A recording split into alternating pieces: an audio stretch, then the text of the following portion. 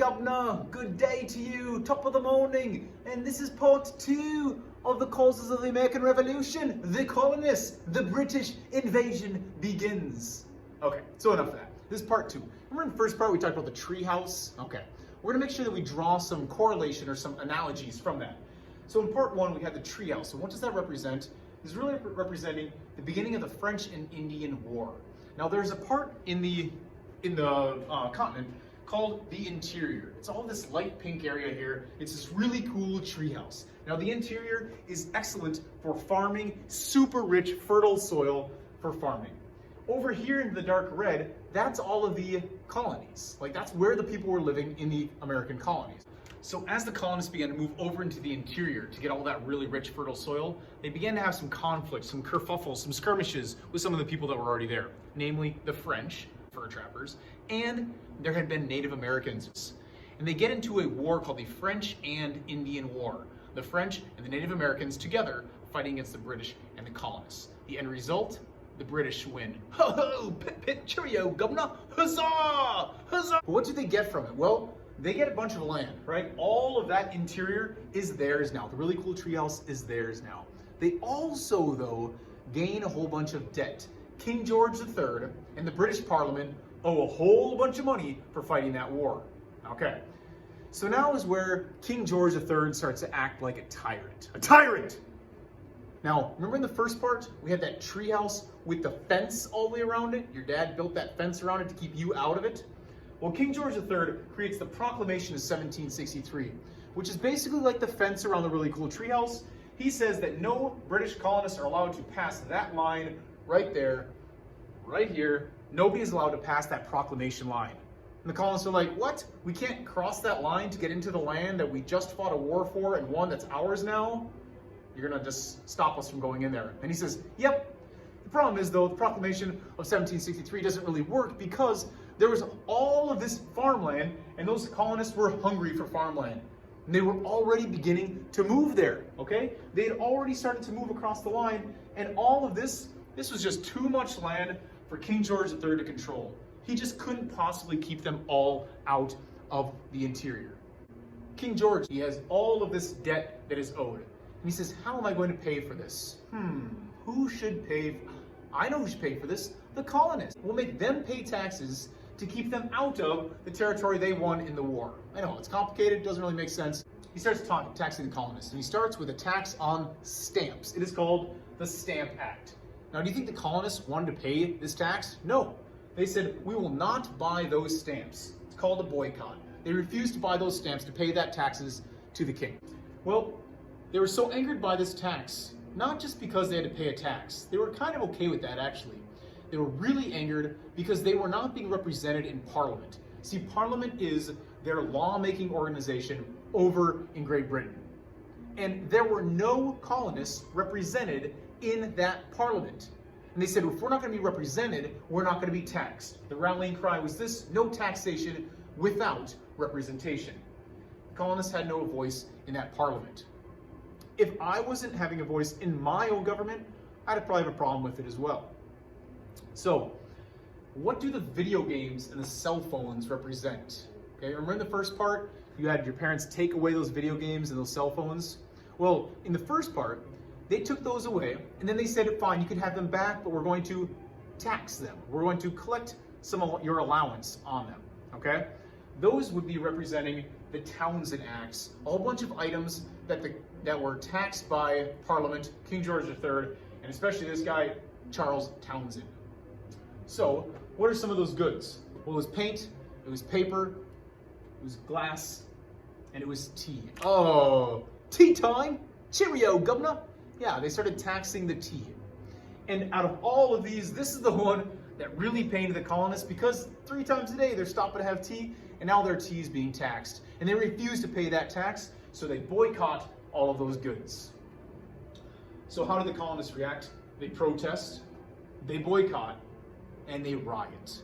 Yeah, they saw a problem, and they protested, and it even turned into violent riots because they could not stand the intolerable acts that King George and those tyrants were laying upon them. Yeah, so they rioted. They destroyed stuff in their protest. Okay, so what did the Justin Bieber game represent? Well, it represented the tea tax. Now, King George III, he got a little bit smart here. He says, okay, they won't pay for the tea. How about this? I'm going to trick them. He tricked them into buying the tea.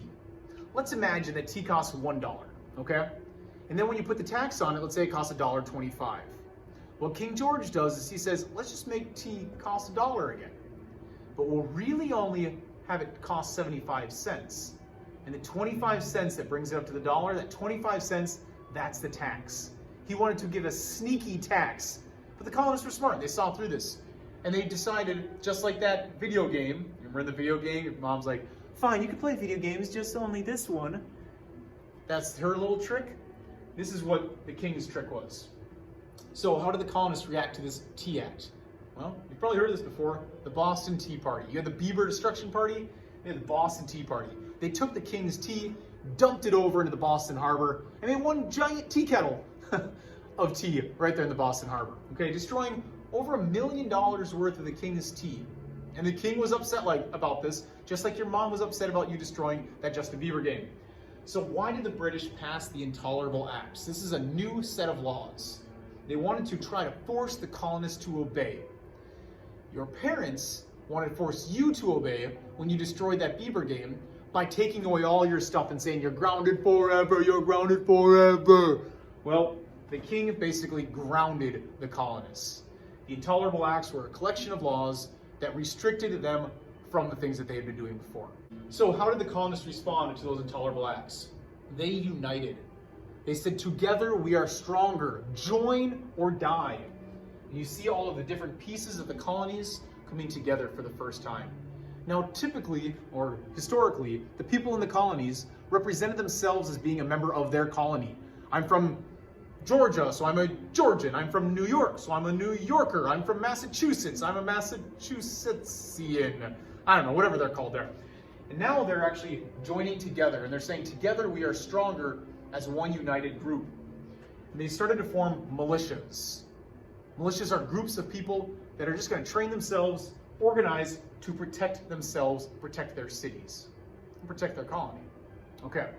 Now, one last thing. Remember that hidden iPod that you had? You were in your room jamming out to a little Dua Lipa or something, right?